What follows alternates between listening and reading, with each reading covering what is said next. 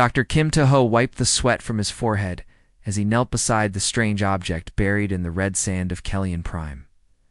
The dead planet had been silent for millions of years, its two suns beating down on endless desert wastelands.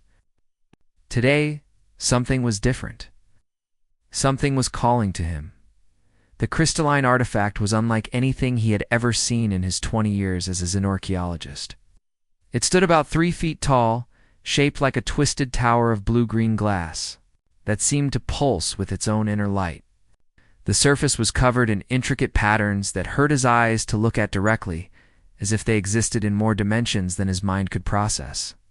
"Taho, you need to see this," called Dr. Park Sojin from across the excavation site. Was his research partner aboard the Federation vessel Harmony, and one of the few people who could match his enthusiasm for ancient alien cultures. Her voice carried excitement and worry in equal measure. Taho stood slowly, its knees protesting after hours of careful digging. The artifact had been buried under layers of crystallized sand, hidden away as if someone had deliberately concealed. The dating equipment showed it was at least 5 million years old, predating every known civilization in the galaxy. "What is it, Sojin?" he asked, walking over to where she stood near her portable scanner. She pointed at the readouts on her screen, her dark eyes wide with concern. "The energy signatures are off the charts. This thing is putting out more power than a small star, but it's contained somehow. And look at this." She adjusted the scanner's frequency. "It's not just emitting energy, it's manipulating space around it on a quantum level." Taho frowned and looked back at the artifact. Now that she mentioned it, he could see a slight distortion in the air around it, like heat waves on a summer day. But this was different. The distortion seemed to bend light in impossible ways, creating patterns that made his head spin. "Have you told Captain Lee about this?" he asked. "Not yet. I wanted to run more tests first. But Taho, I think we should be careful. This technology is beyond anything the Federation has encountered. Even the Vorthok ruins we found last year weren't this advanced." The mention of the Vorthok made Taho's pulse quicken. The ancient race had been the subject of his research for the past decade. They had vanished from the galaxy millions of years ago, leaving behind only fragments of their incredible technology. Most xenorchaeologists believed they had transcended physical existence somehow, but no one knew how or why. "This could be connected to them," he said, his voice barely a whisper. "Sojin, this could be the breakthrough we've been looking for." Grabbed his arm as he started walking back toward the artifact. "Wait, we should contact the ship first. Get a full science team down here. Maybe even call in the Federation's xenotech specialists." But Taho was already pulling free of her grip. Something about the artifact was drawing him forward, as if it were calling to him specifically. The patterns on its surface seemed to shift and change as he approached, becoming more complex and beautiful with each step. "Just let me take a closer look," he said. "I'll be careful." Sojin followed behind him, her scanner beeping frantically as they got closer to the crystal tower. "The energy readings are spiking," she warned. "Taho, I really think we should." Step back. But he was already reaching out his hand toward the artifact's surface. The moment his fingers made contact with the crystalline material, the world exploded into light and sound and sensation beyond anything he had ever experienced. Visions flooded his mind. He saw vast cities floating in space, their spires reaching toward distant stars. He saw beings of pure energy dancing through the void, their forms shifting between matter and light. He saw the birth of galaxies and the death of universes. It's all witnessed by eyes that had transcended the need for physical form. And then he saw the horror, the mistake that had doomed them all. The beings he was seeing through the eyes of had tried to ascend to a higher dimension, to break free from the constraints of physical reality. But in doing so, they had torn holes in the fabric of space itself. Its reality had begun to unravel around them, and they had watched helplessly as their perfect civilization crumbled into chaos. "Taho." Sojin's voice seemed to come from very far away. "Taho, can you hear me?" He tried to respond, but his voice wouldn't work. The visions were too intense, too overwhelming. He was experiencing millions of years of memories in the space of seconds. Seeing the rise and fall of the greatest civilization the galaxy had ever known, the Vorthok had been gods among mortals. masters of science and technology that could reshape reality itself. But they had been too ambitious, too eager to transcend their physical limitations. Their final experiment had backfired catastrophically, creating dimensional rifts that threatened to destroy everything they had built. In their last desperate act, they had scattered their consciousness across the galaxy in crystalline repositories like this one, hoping that someday another species might find them and learn from their mistakes. But the process had required a specific type of mind, one capable of processing multidimensional mathematics and quantum consciousness theory. As the visions faded, Tejo found himself back on the desert floor of Kellyan Prime, with Sojin kneeling beside him and shaking his shoulders. But something had changed. The world looked different now. He could see energy patterns in the air, quantum fluctuations in the fabric of space, and dimensional boundaries that had been invisible before. "What happened?" Sojin asked, her voice tight with worry. "You were unconscious for almost 10 minutes, and your eyes, they were glowing." Tejo sat up slowly, his head spinning with new knowledge and terrible understanding. The artifact was still pulsing beside them, but now he could see its true purpose. It wasn't just a repository of memories, it was a key, a tool designed to unlock the secrets of dimensional transcendence. "We need to get back to the ship," he said, his voice hoarse. "I need to study this properly. There's so much more to understand." Sojin helped him to his feet, but she was studying his face with growing concern. "Tejo, you look different. Are you feeling okay?" He nodded, but he wasn't sure if that was true. The Vorthok memories were still echoing in his mind, and he could feel something fundamental changing inside him. The artifact had awakened something in his consciousness, something that had been dormant until now, as they prepared to transport the crystal back to the Harmony. Tejo couldn't shake the feeling that they had just opened a door that should have remained closed forever. The Vorthok had left their memories as a warning, but they had also left the tools to repeat their mistakes, and deep in his heart, he knew that he would not be able to resist using them. 3 days had passed since they brought the crystal artifact aboard the Harmony, and Dr. Park Sojin was growing more worried about Tejo with each passing hour. He had barely slept or eaten, spending every moment in the research lab studying the alien object with an intensity that frightened her. The artifact now sat in the center of the lab, surrounded by every scanning device and analysis tool the ship possessed. But none of their equipment could penetrate its mysteries. Only Tejo seemed able to understand what they were looking at, and the knowledge was changing him in ways that made Sojin's skin crawl. "Tejo, you need to eat something," she said, entering the lab with a tray of food. "You haven't left this room in 18 hours. Looked up from his work, and she had to suppress a gasp. His eyes were different now, glowing with a faint blue-green light that matched the artifact's pulse. Dark circles ringed his eyes, and his skin had taken on a pale, almost translucent quality. "I'm not hungry," he said, his voice carrying strange harmonics that hadn't been there before. "I'm beginning to understand their language, Sojin, the mathematics behind their science. It's beautiful and terrible at the same time." Sojin set the tray down and moved closer to him. Whose language? The Vorthok, yes. He turned back too, the crystal, his fingers dancing over a holographic display that showed complex equations she couldn't begin to understand. They were so advanced, Sojin. They could manipulate matter at the quantum level, create energy from nothing, bend space and time to their will. But they made a mistake, a terrible mistake. What kind of mistake?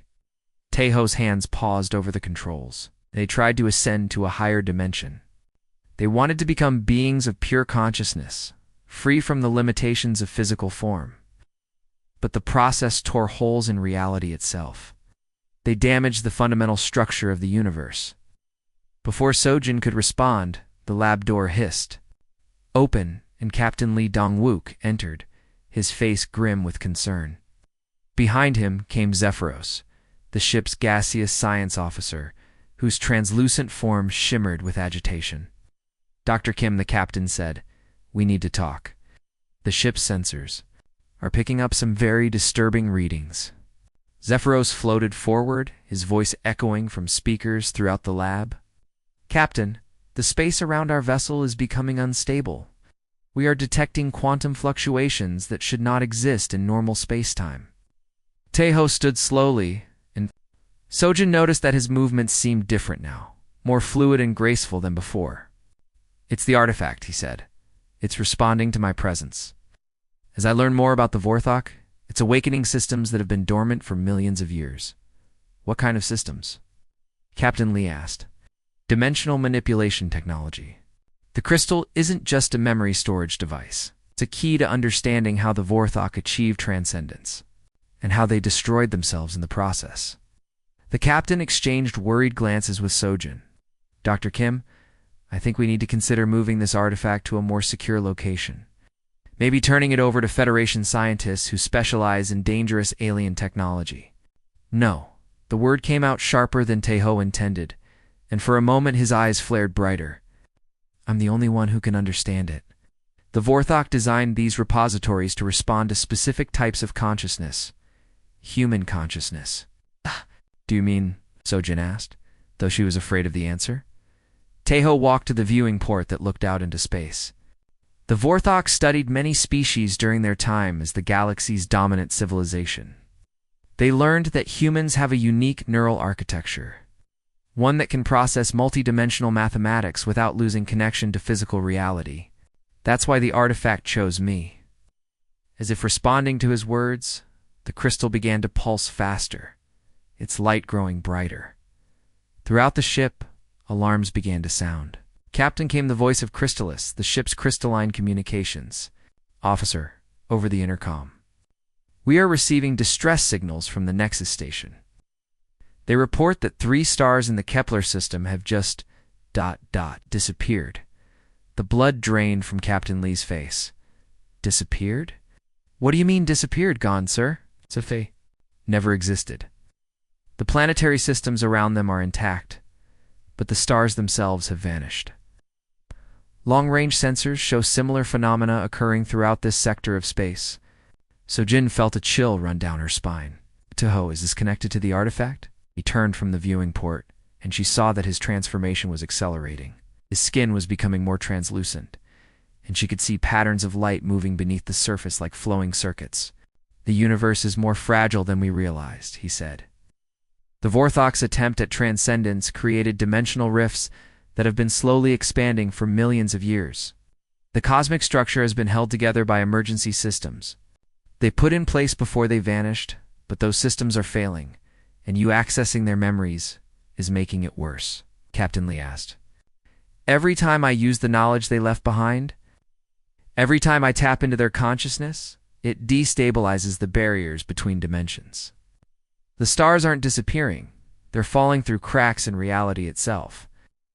Zephyros pulsed with alarm. "Captain, if this continues, entire sectors of space could be lost.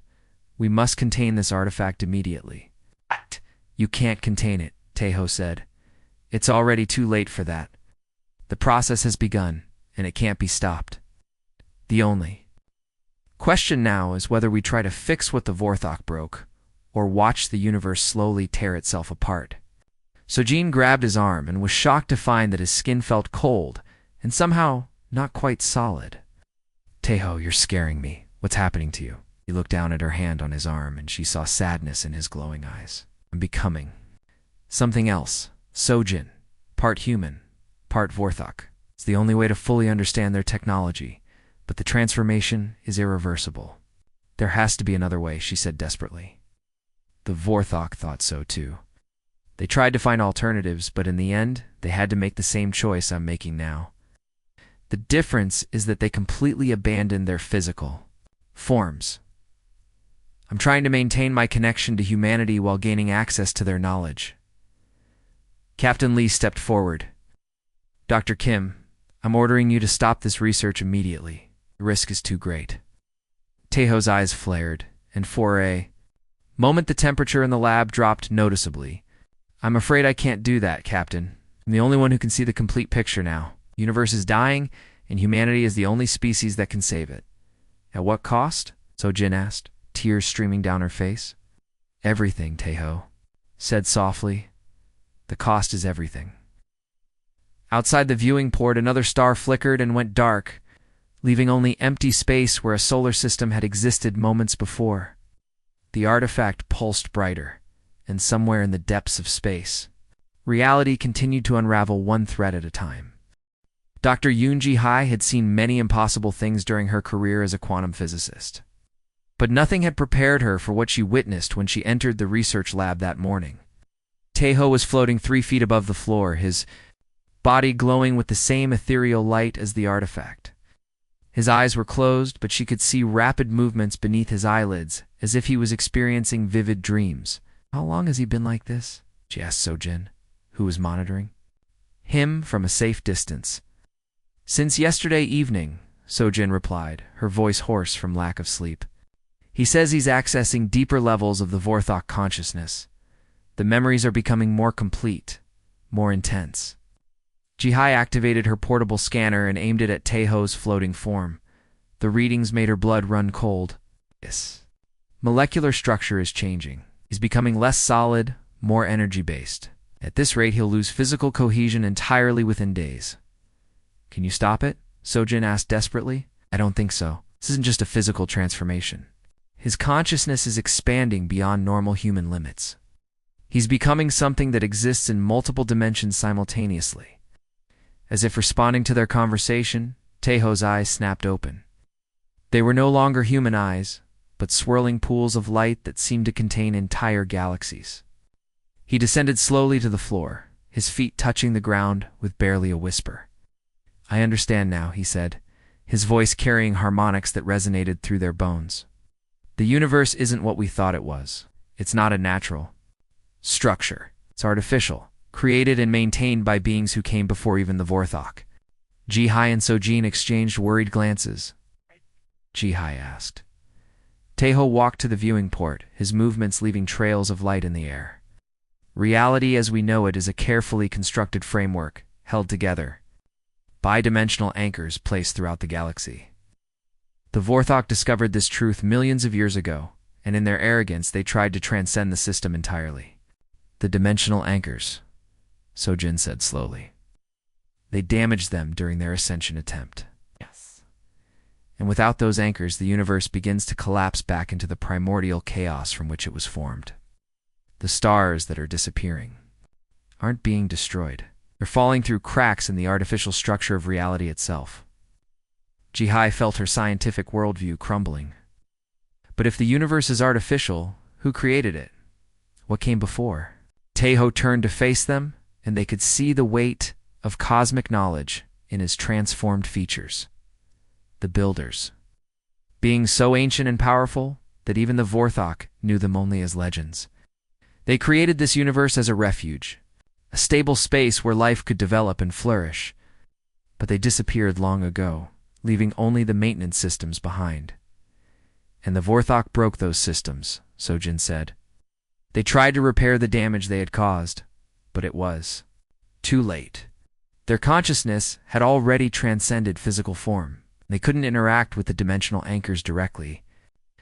So they scattered their memories across the galaxy, hoping that someday another species would find them and complete their work." The lab door hissed open, and Captain Lee entered with Counselor Keth, the Federation's reptilian representative. The alien's scaled face was grim with concern as he observed Taeho's transformed state. "Dr. Kim," Keth said, his voice a low hiss. "The Federation Council has been monitoring your research. Entire sectors of space are becoming unstable. We have reports of dimensional rifts opening near inhabited worlds." Taeho nodded calmly. "The cascade failure is accelerating. Each time a star disappears, it puts more strain on the remaining dimensional anchors. Soon, the collapse will become unstoppable. Then we must end this research immediately," Keth declared. "The artifact must be destroyed before it causes more damage." "Destroying it won't stop what's already begun," Taeho said. "The process is self-sustaining now. The universe will continue to unravel whether the artifact exists or not."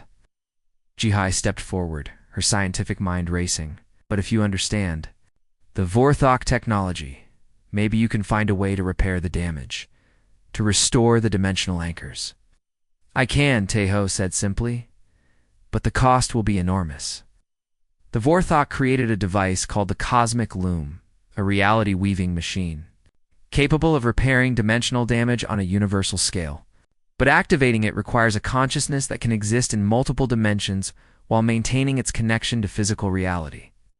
The Vorthok couldn't do it because they had completely transcended physicality, Sojin said, understanding, dawning in her eyes. Exactly. They had become beings of pure energy, unable to anchor themselves to the physical universe. That's why they failed. But a human consciousness, properly prepared and enhanced with Vorthok knowledge, could theoretically succeed where they failed. Counselor Ket's tail lashed with agitation. You're talking about using yourself as some kind of living key to this device? The risk is unacceptable. The risk of doing nothing is greater, Teho replied. I've seen the projections in the Vorthok. Memories. Without intervention, the universe will collapse entirely within a few solar cycles. Every world, every species, every life form will be lost. Ambassador Vrix, the insectoid diplomat, entered the lab with his chitinous form clicking. Nervously, Dr. Kim, my species has detected similar dimensional instabilities in distant galaxies. This is not just a local phenomenon. The collapse is spreading across the entire cosmic structure. The weight of universal extinction settled over the room like a heavy blanket. Jihai ran calculations in her head, trying to find any alternative solution, but the mathematics were clear. The cascade failure was accelerating exponentially. The cosmic loom, she said finally. Where is it located? Teho closed his eyes, accessing memories that weren't his own. The Galactic Center. Hidden in a region of space that exists partially outside normal dimensions, the Vorthok built it as their last desperate attempt to fix what they had broken. Can we reach it? Captain Lee asked. Yes, but the journey will be dangerous. The space around the Galactic Center is highly unstable, filled with dimensional rifts and reality distortions. The closer we get to the loom, the more my transformation will accelerate. Sojin grabbed his arm and was shocked to find that she could barely feel his physical presence. Teho, if you do this, will you still be human? He looked at her with eyes that held the wisdom of ancient civilizations and the sadness of cosmic loss. I don't know. The transformation required to operate the cosmic loom might change me beyond recognition. I might become something entirely different, or I might cease to exist altogether. There has to be another way, she insisted. The Vorthok searched for alternatives for thousands of years. They were far more advanced than we are, and they couldn't find one. Sometimes, Sojin, the universe demands a sacrifice to preserve itself. Through the viewing port, another star winked out of existence, taking its planets and any life they might have harbored with it. Time was running out, and the fate of all existence hung in the balance. How long do we have? Counselor Keth asked. Teho's expression was grave. Days, perhaps weeks. The collapse is accelerating faster than the Vorthok predicted. If we're going to attempt this, we need to leave for the Galactic Center immediately. The room fell silent as the enormity of their situation settled upon them. The universe was dying, and their only hope lay in the hands of a man who was rapidly becoming something else entirely. The Harmony raced through hyperspace toward the Galactic Center. But even at maximum speed, the journey would take several days. Around them, the universe continued its slow collapse as more stars vanished into the dimensional rifts. Emergency. Broadcasts flooded the communication channels as civilizations across the galaxy watched their skies empty one by one. Commander Choi Byung-ho stood on the bridge of the Federation. Battleship Defender, leading the largest fleet ever assembled. His ships surrounded the Harmony like a protective shell. But he knew their weapons would be useless against the forces they were about to face. This was not a battle that could be won with plasma cannons or missile batteries. Commander, his communications officer reported, "We're receiving distress signals from the Centauri colonies. 7 star systems in that sector have gone dark in the past hour." Byung-ho clenched his fists. He had fought in 3 galactic wars, but nothing had prepared him for watching entire worlds simply cease to exist. Any word from the evacuation? Fleets. Some refugee ships escape before the collapse, but millions of beings are still trapped in the affected areas. They're requesting immediate assistance. There's nothing we can do for them now, Bianco said, his voice heavy with regret. Our only hope is to reach the Galactic Center and pray that Dr. Kim's plan works. In the research lab aboard the Harmony, Tejo sat motionless in meditation pose, his body flickering between solid and translucent states. The artifact floated beside him, its light pulsing in rhythm with his heartbeat. Sojin watched him with growing dread, knowing that each passing hour brought him closer to complete transformation. His cellular structure is breaking down, Dr. Yoon Ji-hai reported, studying her scanner readings. He's becoming more energy than matter. I'm not sure how much longer he can maintain physical form. He needs to hold on until we reach the cosmic loom, Sojin said. If he transforms completely before then, we'll lose our only chance to save the universe. Captain Lee entered the lab, his face grim. We've just received word from the Outer Rim territories. The Andromeda relay stations have stopped responding. The collapse is spreading to other galaxies. Tejo's eyes opened, glowing like small stars. I can feel it happening, he said, his voice carrying harmonics that made the air itself vibrate. The dimensional anchors are failing faster than the Vorthok predicted. The cascade effect is accelerating. How much time do we have? Ji-hai asked. Hours. Maybe a day at most. The fabric of reality is unraveling at the quantum level. Soon, the collapse will become unstoppable, even with the cosmic loom. Sojin knelt beside him, careful not to touch his increasingly unstable form. Tejo, you're barely human anymore. Are you sure you can still operate the device? I have to be able to, he replied. The Vorthok memories are becoming clearer as I transform. I can see the cosmic loom in my mind now, understand its purpose and function. It's not just a machine, Sojin. It's a living system, designed to merge with a consciousness capable of spanning multiple dimensions. And if the merger fails, Captain, Lee asked, then the universe dies, and I die with it. But if I don't try, the result is the same. At least this way, there's a chance. The ship's intercom crackled to life. All hands, this is Lagix, came the voice of their AI companion. Long range. Sensors detect massive spatial distortions ahead. We are approaching the Galactic Center. Through the viewing port, they could see the chaos that surrounded the galaxy's core. Space itself was twisted and warped, with reality bending in impossible ways. Streams of energy flowed between dimensions, and entire sections of space flickered, in and out of existence. The Vorthok built the cosmic loom here because the dimensional barriers are naturally weak, Tejo explained. But it also means the area is extremely unstable. One wrong move and we could fall through a rift into another dimension entirely. Commander Byunggo's voice came over the communication system. Dr. Kim, my fleet is detecting weapon signatures. From unknown vessels in the area? We're not alone out here. Tejo closed his eyes, accessing memories that spanned millions of years. The Keepers, he said, automated defense systems left behind by the Vorthok. They're programmed to protect the cosmic loom from anyone who might misuse it. Are they hostile? Captain Lee asked. They will be unless I can convince them that I'm here to complete the Vorthok's work. But that means revealing my transformed state to them. Once I do that, there's no going back. The final phase of my transformation will begin.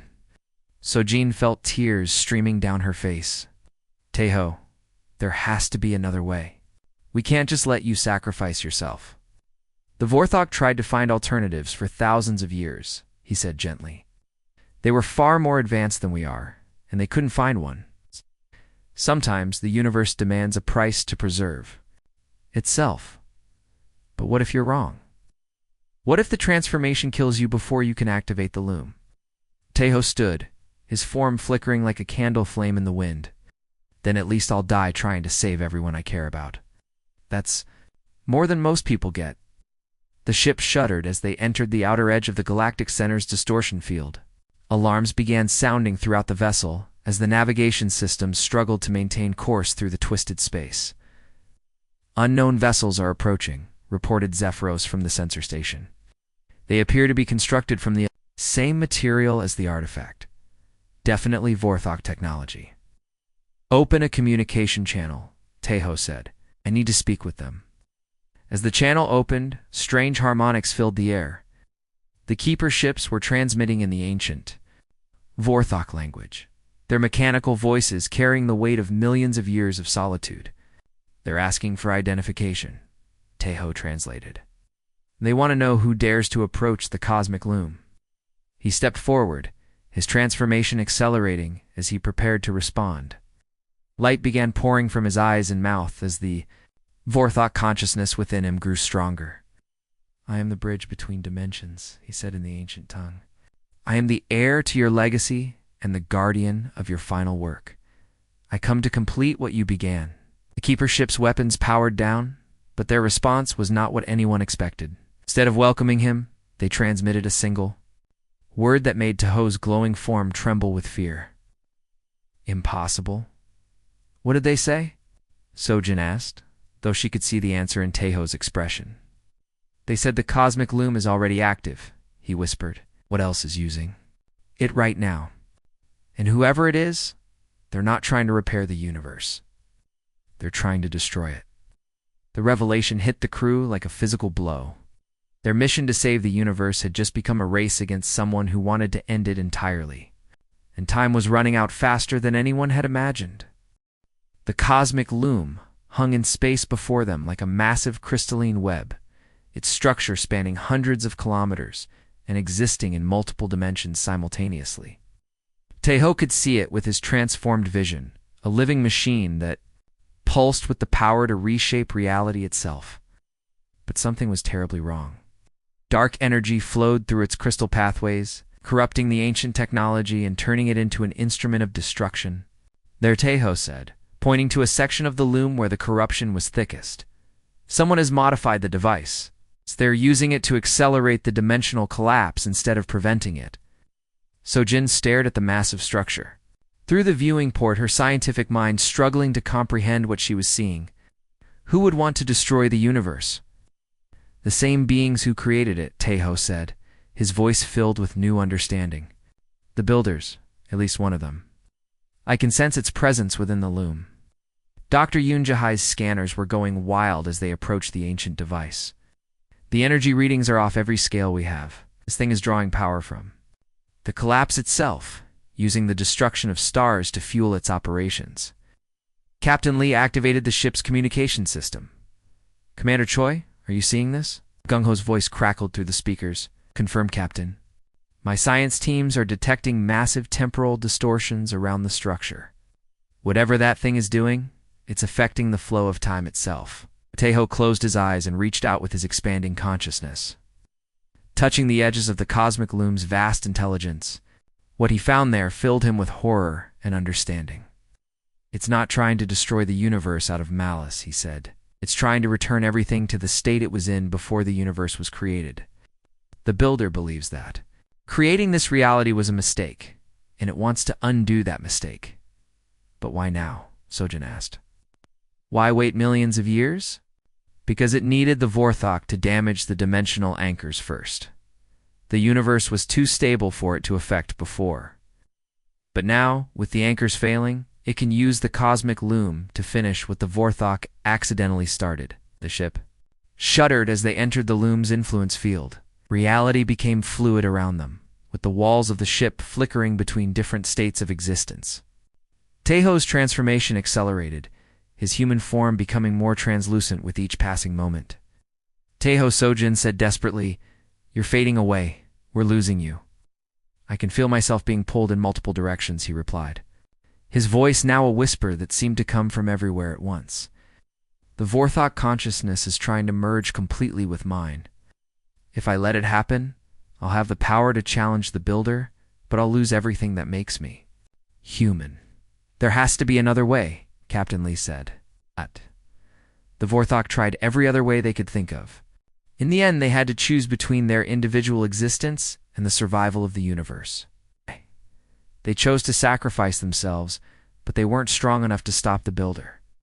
Dr. Kong Minho, the ship's cultural philosopher, entered the lab with Counselor Keth. The elderly human had been studying the Vorthok texts that Tejo had translated, trying to understand the deeper meaning behind their actions.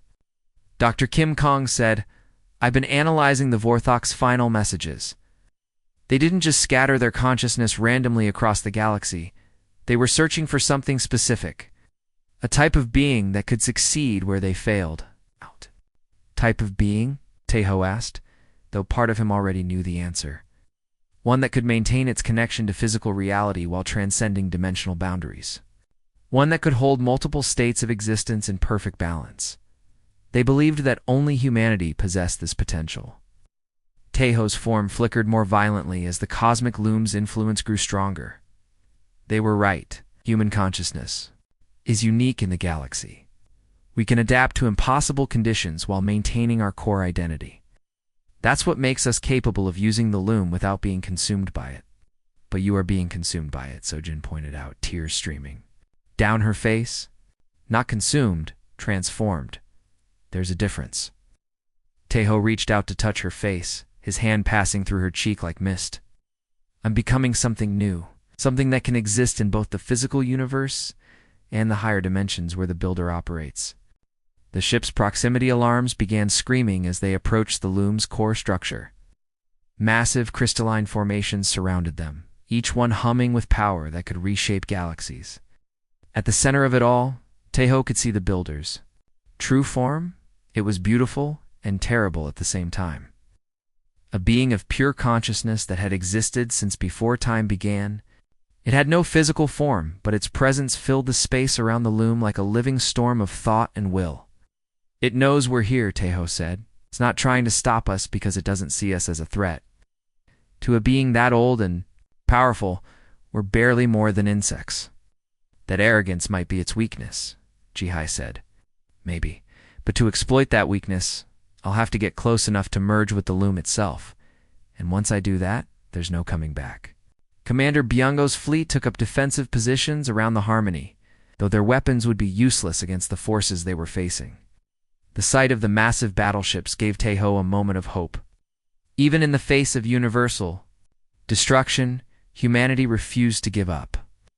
The Vorthok left detailed instructions for operating the cosmic loom, he said. But they also left warnings. The process requires complete mental integration with the device. The operator becomes part of the loom permanently. So you'll be trapped inside that thing forever? Sojin asked. Not trapped. Transformed into something greater. I'll become the guardian of reality itself, ensuring that the dimensional anchors remain stable and that no one can ever threaten the universe again. Captain Lee stepped forward.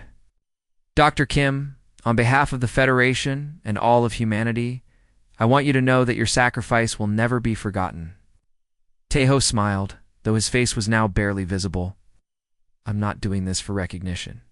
Captain, I'm doing it because someone has to, and it might as well be me. As they drew closer to the loom's core, Taeho's transformation reached its final phase. His consciousness expanded to encompass multiple dimensions simultaneously. And he could feel the Builder's attention focusing on him with surprise and growing alarm. For the first time in millions of years, the ancient entity had encountered something it hadn't expected, something that might actually be able to stop it. The final battle for the universe was about to begin. Taeho stepped out of the Harmony's airlock and into the void of space, his transformed body no longer needing the protection of a spacesuit. He was barely human now, more energy than matter, but his consciousness remained intact and focused on the task ahead. The cosmic loom stretched before him like a living mountain of crystal and light, its corrupted pathways pulsing with dark energy. Sojin watched from the ship's viewing port as he floated toward the ancient device, her heart breaking with each meter that separated them. She knew this would be the last time she would see him as anything resembling the man she had worked beside for so many years. I'm detecting massive power fluctuations, Jihai reported, her voice tight with tension. The Builder is aware of his approach. It's mobilizing the loom's defenses. Crystalline tendrils emerged from the structure, reaching toward Taeho like grasping fingers. But as they touched his transformed body, something unexpected happened. Instead of destroying him, the tendrils recoiled as if burned. His human consciousness, enhanced with Vorthok knowledge but still fundamentally different from either species, was something the ancient device had never encountered before. Impossible, came a voice that echoed through dimensions, speaking directly into the minds of everyone present. The builder's consciousness focused on Tejo with growing alarm. "You are neither Vorthok nor builder. What are you?" "I am human," Tejo replied, his voice carrying across space without sound. "I am the bridge between what was and what could be. And I am here to stop you from destroying everything that countless beings have built and loved." The builder's presence pressed against his mind like a cosmic storm. "Foolish creature, you do not understand. This universe is flawed, imperfect. I created it in a moment of weakness, and I have regretted that decision for millions of years. Everything that exists. Here's a mistake that must be corrected." "You're wrong," Tejo said, continuing his approach to the loom's core. "The universe isn't perfect, but that's what makes it beautiful. Struggles, the growth, the connections between different forms of life. You created something wonderful, and now you want to destroy it because it doesn't match your vision." Around them, space itself began to warp and twist as the builder's anger grew. Stars flickered in and out of existence, and dimensional rifts opened and closed like wounds in reality. But Tejo pressed forward, his consciousness expanding to match the ancient entity's power. "I've existed since before time began," the builder declared.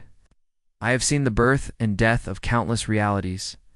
This universe is nothing special. You, maybe. But to the billions of beings who call it home, it's everything." Tejo reached the outer edge of the loom's core structure. "Every life has meaning. Every dream has value. You've forgotten that in your cosmic loneliness." As he made contact with the crystalline surface, Tejo felt his consciousness merge with the cosmic loom's vast intelligence. The experience was overwhelming, like trying to contain an ocean in a teacup. But his human adaptability allowed him to process the information flow without losing himself completely. Through the loom, he could see the entire universe spread out before him like a living map. Every star, every planet, every form of life was connected through threads of energy that made up the fundamental structure of reality. And he could see the damage that the builder had caused, the tears in the cosmic fabric that were spreading. "Like cracks in glass. Cannot stop me," the builder said, its presence flowing through the loom to confront him directly. "I am part of this device. I am its creator and its master." "But you're not its only user anymore," Tejo replied, drawing on his merged consciousness of human intuition and Vorthok knowledge. He began to assert his control over the loom systems. "And unlike you, I still remember what it means to hope." The battle that followed was unlike anything that had ever occurred in the history of the universe. Two vastly different forms of consciousness fought for control of a device that could reshape reality itself. The builder used its ancient power and cosmic knowledge, while Tejo relied on his uniquely human ability to adapt and grow under impossible circumstances across the galaxy. The effects of their struggle were visible. Stars that had vanished began to reappear, while new rifts opened in space. Reality itself became a battlefield as two opposing visions of existence clashed at the fundamental level. "You are destroying everything," the builder accused as Tejo gained ground in their mental conflict. "I'm rebuilding it," Tejo corrected, "but better this time. Stronger, more stable." He began to repair the dimensional anchors that had been damaged by the Vorthok millions of years ago, but instead of simply restoring them to their original state, he improved them. He created pathways that would allow species to achieve transcendence without damaging reality, ensuring that the Vorthok's mistake could never be repeated. The process was agony beyond description. Every repair required him to experience the destruction personally, to feel the pain of collapsing stars and dying worlds. But he endured it, driven by his love for humanity and his determination to preserve the universe for future generations. "Why do you fight so hard for beings you barely know?" the builder asked, its resistance beginning to weaken. "'Cause that's what humans do," Tejo replied. "We care about each other even when it hurts, especially when it hurts." As the final repairs completed, the builder's consciousness began to fade. But instead of destroying it completely, Tejo made a different choice. He offered the ancient entity a place within the restored universe, a chance to observe and appreciate what it had created rather than control it. I had forgotten," the builder whispered as it felt wonder for the first time in eons. I had forgotten why I created this place. Then remember, Tejo said gently, and help me protect it. The cosmic loom settled into its new configuration, with Tejo's consciousness at its center and the builder's wisdom as a guiding voice. The universe stabilized, but it was subtly different now. The barriers between dimensions were stronger, but more permeable, allowing for growth and exploration without the risk of catastrophic damage. On the Harmony, Sojin watched as the massive structure began to change. The dark corruption faded from its crystal pathways, replaced by a warm, golden light that seemed somehow familiar. Tejo. She called out, though she knew he could no longer answer in the way she remembered, but the wind that stirred through the ship's corridors carried a whisper that sounded like his voice. I'm still here, Sojin. I'm everywhere now. I'm watching over all of you. Years later, Dr. Park Sojin stood before a memorial erected on a world near the Galactic Center. The inscription read simply, Kim Tejo, who gave everything so that everything could continue, but she knew that wasn't entirely accurate. He hadn't given everything. He'd become everything. As she placed flowers at the memorial, she felt a familiar presence in the cosmic wind that blew across the monument. Somewhere in the fabric of reality itself, Tejo's consciousness continued its eternal vigil, ensuring that the universe would remain a place where life could flourish and grow. And in research stations across the galaxy, human scientists found themselves with an inexplicable understanding of dimensional physics. While other species discovered new forms of consciousness and communication, the universe had been saved, but more than that, it had been improved. Humanity's greatest adventure was just beginning.